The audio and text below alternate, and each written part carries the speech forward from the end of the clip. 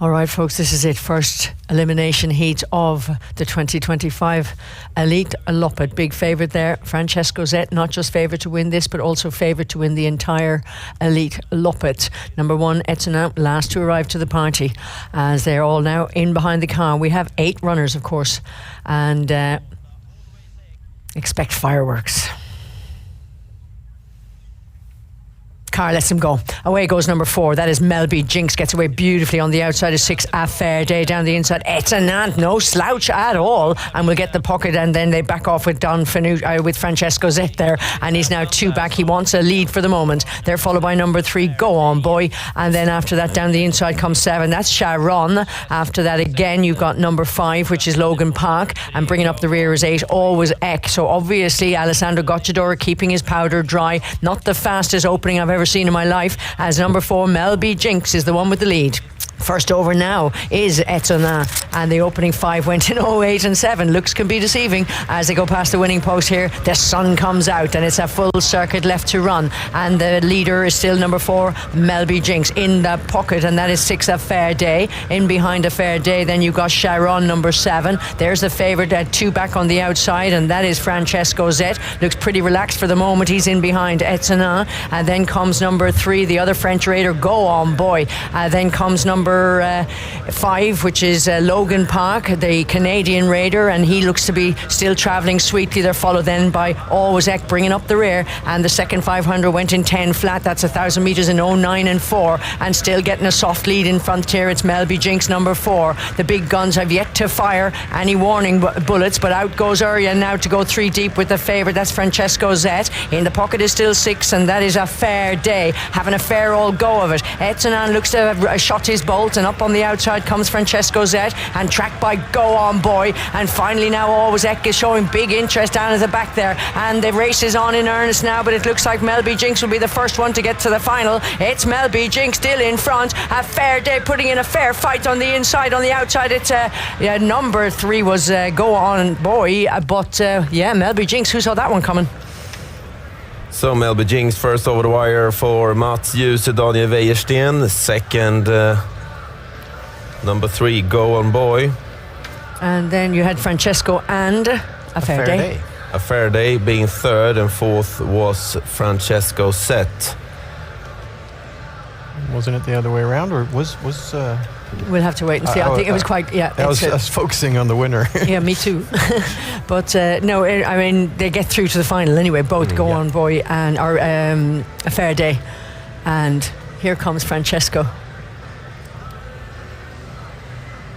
And in small margins, that Francesco SWE manages to keep Sharon out. To keep Sharon on the outs behind him. 3. A Fair Day's 3rd, Francesco 4th.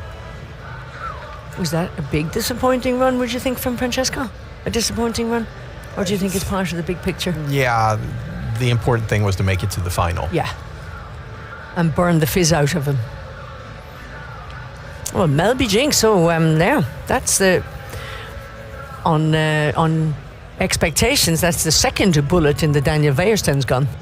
Yeah, no, he wins a lot of races due to his gate speed.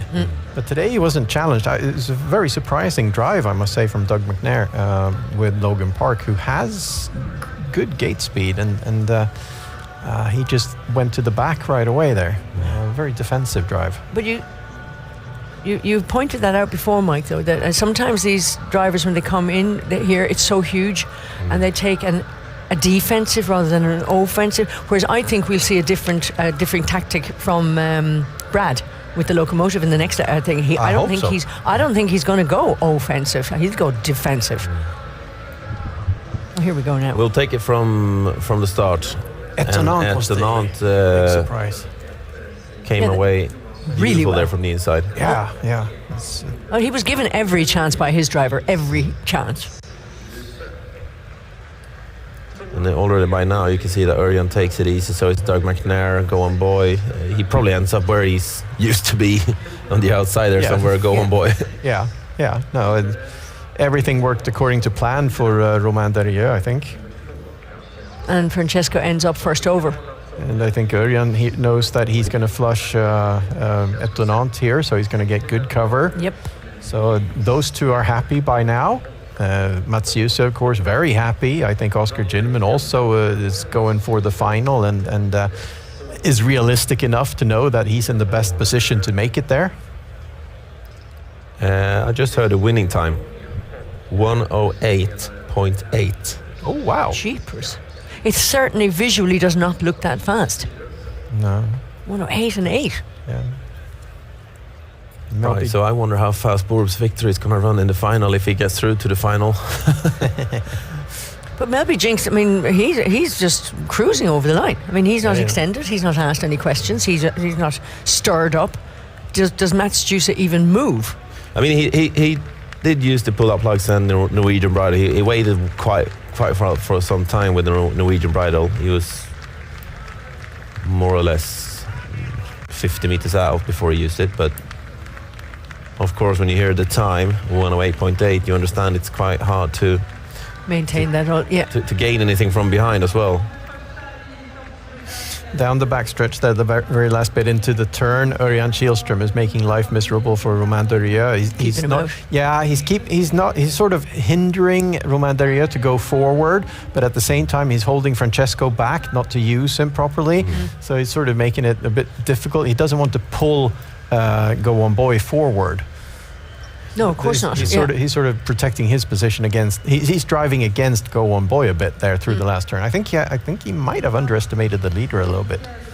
And I think when it comes to the post draw later on, like Francesco said, who was fourth now. Yeah, he's going to get 7 or 8. He's going to get 7 or 8 in the final.